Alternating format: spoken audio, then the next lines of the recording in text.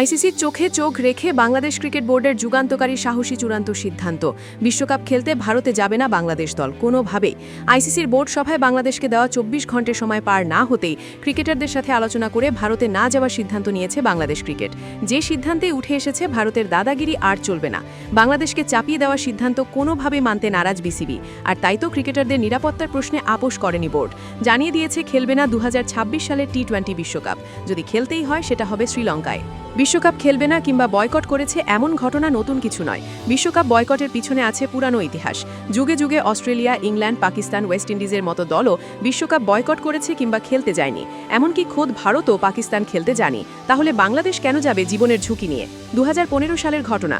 ২৯ বছর পর পাকিস্তানে আইসিসি টুর্নামেন্ট চ্যাম্পিয়ন্স ট্রফি আয়োজন হয়। ঠিক তখনই প্রশ্ন উঠে আসে ভারত যাবে কিনা পাকিস্তান। সেই প্রশ্নের সোজা উত্তর কোনোভাবেই পাকিস্তান যাবে না ভারত। এমন সিদ্ধান্ত দেয় ভারতীয় ক্রিকেট বোর্ড বিসিসিআই। শেষ পর্যন্ত আইসিসির সঙ্গে সমঝোতায় সিদ্ধান্ত হয় ভারত ও পাকিস্তান একে অন্যের দেশে আয়োজিত আইসিসি টুর্নামেন্টে নিরপেক্ষ ভেন্যুতে খেলবে। সেই অনুযায়ী ২০২৫ সালের চ্যাম্পিয়ন্স ট্রফিতে পাকিস্তানে হওয়া ভারতের ম্যাচগুলো হয় দুবাইয়ে। ২০২৫ সালের আগেও ২০১৬ সালেও ঘটেছে এমন ঘটনা। তবে সেটা ভেন্যু পরিবর্তন নয়, বরং অস্ট্রেলিয়ার বয়কট করে বিশ্বকাপ। শিয়া বাটার ও ভিটামিনে সমৃদ্ধ লিলি বিউটি সোপ, তারুণ্যময় উজ্জ্বল ত্বকের জন্য। ২০১৫ সালে নিরাপত্তার কারণে বাংলাদেশ সফর বাতিল করেছিল অস্ট্রেলিয়া।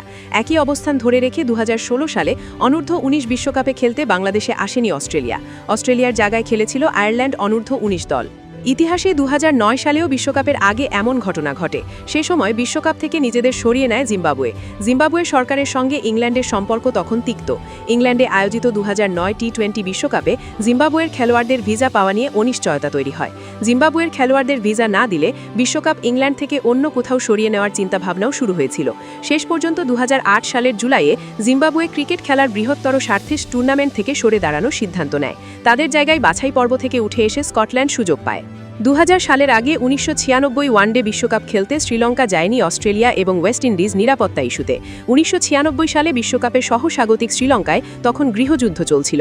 টুর্নামেন্ট শুরুর ২ সপ্তাহ আগে কলম্বোয়ে নেতিবাচক বিভিন্ন ঘটনা ঘটে, যা সে দেশের নিরাপত্তা সংখ্যা আরও বাড়িয়ে দেয় এবং অস্ট্রেলিয়া এবং ওয়েস্ট ইন্ডিজ শ্রীলঙ্কায় যেতে অস্বীকৃতি জানায়। এছাড়াও ২০০৩ সালের ওয়ানডে বিশ্বকাপ খেলতে জিম্বাবুয়ে এবং কেনিয়ায় যায়নি ইংল্যান্ড, নিউজিল্যান্ড। ইংল্যান্ড হারারেতে জিম্বাবুয়ের বিপক্ষে খেলতে অস্বীকৃতি জানায় এবং নিউজিল্যান্ড নিরাপত্তা সংখ্যায় নাইরোবিতে কেনিয়ার বিপক্ষে খেলতে যায়নি।